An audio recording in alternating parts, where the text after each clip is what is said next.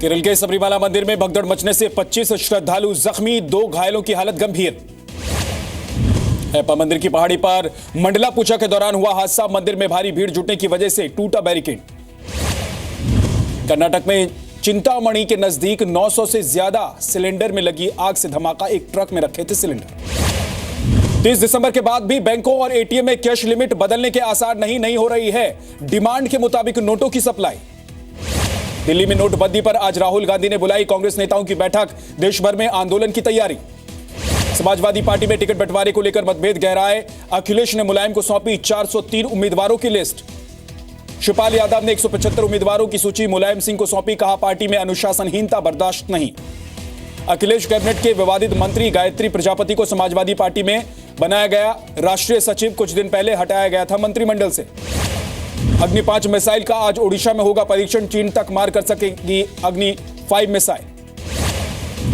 CD कांड में CBI के सामने आज नहीं पेश होंगे हरीश रावत, सीएम बोले निर्दोष हूं, सामने आएगा सच। अगस्ता वेस्टलैंड घोटाले में पूर्व वायुसेना प्रमुख एसपी त्यागी की जमानत पर आज सुनवाई, 9 दिसंबर को किया गया था गिरफ्तार।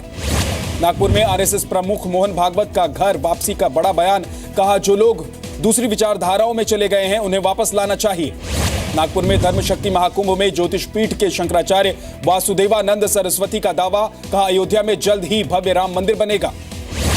कोहरे की वजह से उड़ानों पर भी असर, दिल्ली में उतरने वाली 6 अंतर्राष्ट्रीय उड़ानें देरी से उतरी, 4 घरेलू उड़ानों को टेक ऑफ करने में भी हुई दिक्कत। पटना समेत पूरे बिहार में बढ़ा कोहरे का कहर, पटना में सुबह 7:30 बजे घना कोहरा, 50 मीटर तक देखना भी मुश्किल। शिवसेना ने बीजेपी पर साधा निशाना, पार्टी के अखबार सामना में लिखा यूपी में सत्ता से कोसों दूर रहने के बावजूद घमंड में है बीजेपी। मुजफ्फरनगर में कांग्रेस की रैली में विधायक ने बोले पीएम के लिए अपशब्द, इमरान मसूद ने केंद्र सरकार को बताया गद्दार। मायावती ने फिर बोला पीएम मोदी पर हमला, कहा नोटबंदी बनी सरकार के लिए गले की हड्डी, लगाया लोगों को गुमराह करने का आरोप। यूपी चुनाव में सपा के साथ कांग्रेस के गठबंधन से प्रदेश प्रभारी गुलाम नबी आजाद ने किया इनकार, कहा कांग्रेस फिलहाल अकेले चुनाव लड़ने के लिए भी तैयार। यूपी चुनाव में बीजेपी को रोकने की तैयारी में जेडीयू आरजेडी, लेकिन महागठबंधन का हिस्सा बनने पर असमंजस बरकरार।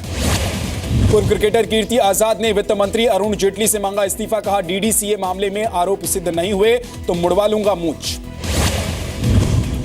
नोट बैन के आखिरी हफ्ते में गढ़वाल के टैक्सी कारोबार में सुधार, लेकिन अभी भी खुले पैसों को लेकर आ रही है दिक्कतें। यूपी के अलीगढ़ में नोटबंदी से ताला उद्योग बंद होने के कगार पर, लेकिन कारोबारियों को हालात सुधरने की है उम्मीद। यूपी के शामली में नोट बैन से लोग परेशान, कैश की किल्लत बरकरार, उधार पर ले रहे हैं रोजमर्रा की जरूरत खरीदने के लिए सामान। असम के सीएम सर्बानंद सोनोवाल ने पीएम मोदी को जताया आभार, कैशलेस कदम के लिए पीएम ने मन की बात में की थी सोनोवाल की तारीफ। पंजाब में आम आदमी पार्टी को एक और झटका, आम आदमी पार्टी की कद्दावर नेता रही यामिनी गवर्नमेंट ने थामा कांग्रेस का हाथ। सरबजीत की बहन दलबीर कौर बीजेपी में शामिल, इससे पहले कांग्रेस और अकाली दल में रह चुकी हैं दलबीर।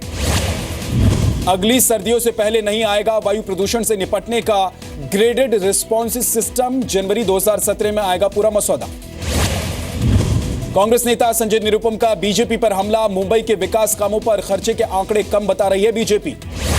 दिल्ली के सोनिया विहार में एक दुकान में पुलिस ने किया दुकानदार को गिरफ्तार, दुकान में लड़की से करता था छेड़खानी। पुलिस ने दुकानदार मोलन तिवारी पर पॉस्को एक्ट के तहत मुकदमा किया दर्ज, पहले भी कर चुका था लड़कियों से छेड़खानी। मुंबई के पवई झील में जश्न मनाने निकले 3 लोगों की मौत, बोट में 8 लोग थे सवार।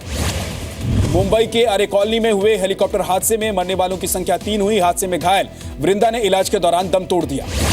यूपी के मेरठ में विपश्यना केंद्र का शिलान्यास, राज्यसभा सांसद डॉक्टर सुभाष चंद्रा ने हस्तिनापुर में रखी विपश्यना केंद्र की बुनियाद। चुनाव से पहले साधु संतों के शरण में पहुंचे अखिलेश यादव, संगम तट पर वृद्ध और दिव्यांग तीर्थ यात्रियों के लिए 4 लेन के पुल का किया शिलान्यास। पुणे में सॉफ्टवेयर इंजीनियर अंतरा दास के हत्यारे का अब तक कोई सुराग नहीं, शुक्रवार को ऑफिस से लौटते वक्त हुई थी हत्या। बिहार के आरा में दिन दहाड़े एक युवक की गोली मारकर हत्या, बाइक पर सवार 5 बदमाशों ने वारदात को दिया अंजाम। लखनऊ में 7 साल की बच्ची से रेप करने वाले को पुलिस ने मिस्ड कॉल के जरिए ढूंढा, आरोपी ने अपना गुनाह कबूला। यूपी के अमरोहा में हथियारबंद बदमाशों ने एक गांव के 5 घरों की लूटपाट की, इसमें घुसकर घर वालों को बंधक बनाकर इस वारदात को अंजाम दिया। यूपी के कौशाम्बी में एक लड़की से दिन दहाड़े घर में घुसकर रेप की कोशिश, नाकाम रहने पर लड़की को किया जख्मी। यूपी के शाहजहांपुर में एक महिला का शव मिलने से सनसनी, महिला की गला रेतकर हत्या की गई थी। यूपी के देवरिया में एक महिला के ससुराल से लापता होने के बाद ससुराल वाले भी फरार, 3 साल पहले हुई थी शादी। यूपी के बुलंदशहर में अस्पताल के बाहर नाले में मिला वर्दीधारी शराबी सिपाही, परिवार ने भी उड़ाई कानून की धज्जियां। गुजरात के जामनगर में दबंगों ने की सरेआम फायरिंग, पैसे नहीं लौटाने पर कारोबारी पर गोली चला दी।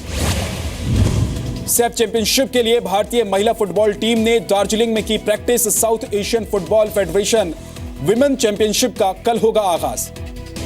नासा के इंटरनेशनल स्पेस सेंटर के करीब वैज्ञानिकों ने की मस्ती, वीडियो जारी कर दी नए साल की बधाई। एक मराठी फिल्म का हिंदी रीमेक बनाने में रोहित शेट्टी बिजी हैं। इस कॉमेडी फिल्म में अजय देवगन निभा सकते हैं मुख्य किरदार। पाकिस्तान में रिलीज हो सकती है आमिर खान की फिल्म दंगल, अभी तक नहीं मिला ग्रीन सिग्नल, थिएटर तक पहुंचने में हो सकती है हफ्ते भर की देरी।